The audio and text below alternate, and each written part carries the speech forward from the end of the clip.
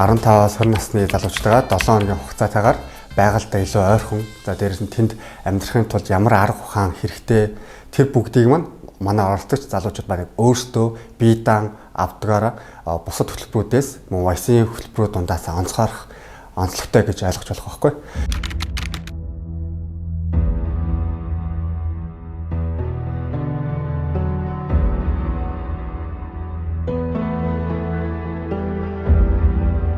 Майхан дэмдэрх амар гоёсэн. Майхантайгаа нөгөө нэг нөөж явах айгуу гоё байсан. Тэгээд багаар хамтарч ижил хоол хийх гоё байлаа. Тэгээд тогруу голоос өмнө харж байгааг болохоор тогруу харах аюус үнэхээр гоё байсан. Тэгээд ер нь аяллаа өдрүүд бас үнэхээр гоё байсан. Тэгээд хөглөө сэрэл ийм байгаль харна, нүрэ бодож захтаа ийм байгаль харна, цагаан бодож захтаа ийм байгаль харна гэдэг бол үнэхээр супер гоё байсан.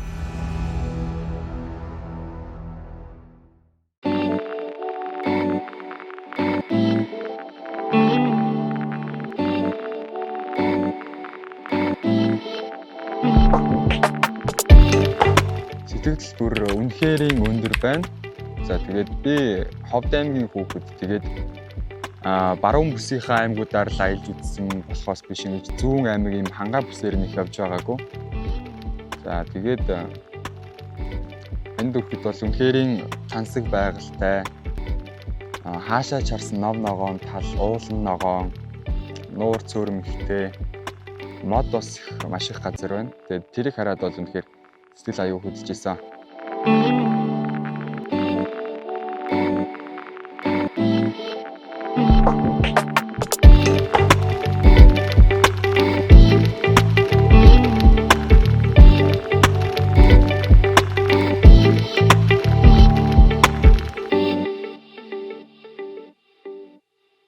Малчны гэрт очиод тэр арт зайж хийдгийн. За тэгээд нэрмэл архиаж ингээ боловсруулалтын гэдэг ч юм альсвал одоо энэ тараг бүрх тий ингээ ааруул гэд бидний яг ингээ идэх дуртай зүйл нь яаж ингээ бидний гарт очдөг вэ гэдгийг хүүхдүүд маань өөрсдөө энэ үнэхээр айгу гоё чухал зүйл юм байна тий.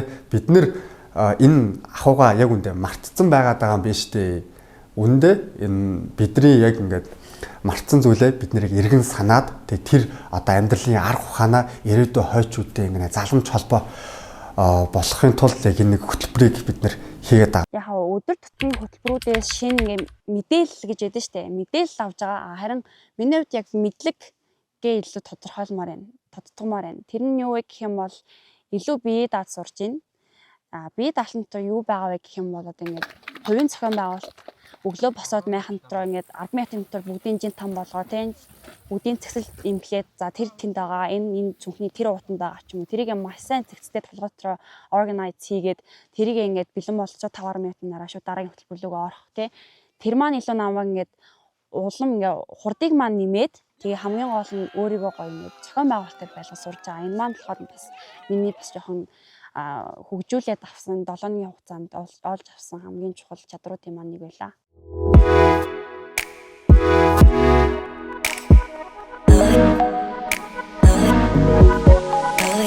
Эхний өдөр бол эхний 1-2 өдөр бороо ороод хүүхдүүд маань нэлээ нэг жоохон өсөж ядарсан дүр зураг байсан. Гэхдээ ингээл 2 дахь 3 дахь өдөрс нөгөө хүүхдүүд маань ингээл явн чангараал те сайжраал нүдэн дээр ингээл майхна хурдан байраал өөртөө хоолой хийгээл те багийн ажиллагаа гэдэг зүйлийг бол тухайн хүүхдүүд маань бол айгуу сайн хийж байгаа байхгүй. Цэцгийн ер нь бол 20 км явган аялал хамтдаа хийсэн. За тэгээ явган аялалд юу хэрэгтэй вэ гэхээр үүрэгч тэгээ үүрэгчэндээ юу чухал зүйлсүүдтэй ерөнхийдөө бол үрээд тэг явж байгаа. Мэдээж эхэндээ бол хүүхдүүд бол ингээд хэрэгцээгүй ингээд зөндөө олон килограмтай ингээл ачаа бараа авч байгаа хгүй. Тэгэл ингээл зарим нь өөртөө ингээд өөрөөд өгөө зарим нь хэцүү байна гэл тийм мэдээж нухчаанууд байсан. Гэтэ яг манай хүүхдүүд маань өөрсдийнхөө гол зорилгыг мэдж байгаа учраас шүдэ зуугаал тэр 10 км отголох цэг рүүгээ алхаал те. Явган алхалт хийсэн. За явган алхалт би ер нь айгүй тийм хөдөлгөөн сайтай хүн гэж өөрийгөө боддог. Спортоор хичээлдэг, алхдаг, үүддэг. За тэгээд яг энэ өөрийнхөө алхаж байгаа ингээд яг аялалдаа ингээд өөрийнхөө сонирхол руу оруулаад яг ямар байх бол тэгээд айгүй бодсон. Тэгээд энд одоо ингээд өөрийгөө сольж үзье гэдэг ирсэн. Тэгээд алхалтын хувьд бол айгүй давгүй байсан.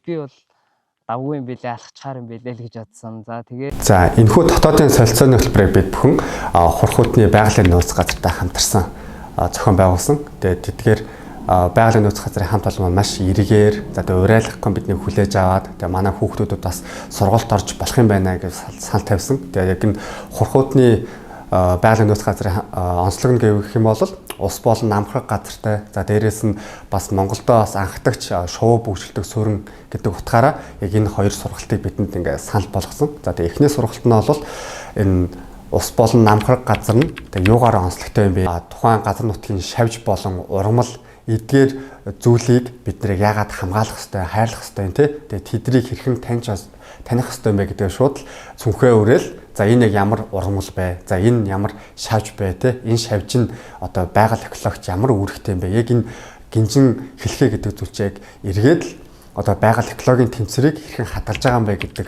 сургалтуудыг яг практик туршлага дээр үндэслэж орсноор илүү ингээ онцлог. За мэдээж хөтөлбөрийг бол хөгжөөн тоглоомоор төсөөлшгүй. Тэгээд энэ хөгжөөн тоглоом бол яг монголчуудын эртний үеэс хийж эхэлсэн те нөгөө нэг шагаа харваа за тэгээ онс тэгээ твг гэдэг ч юм уу те мартагдах гад байгаа одоо бит болон бит бус өв соёлуудаар ингээ манай хүүхдүүд маань уралдаж хөгжөөн тоглоом хийсэн нь бас энэ хөтөлбөрийн бас жижигхэн бас гоё чимэг нь болж өгсөн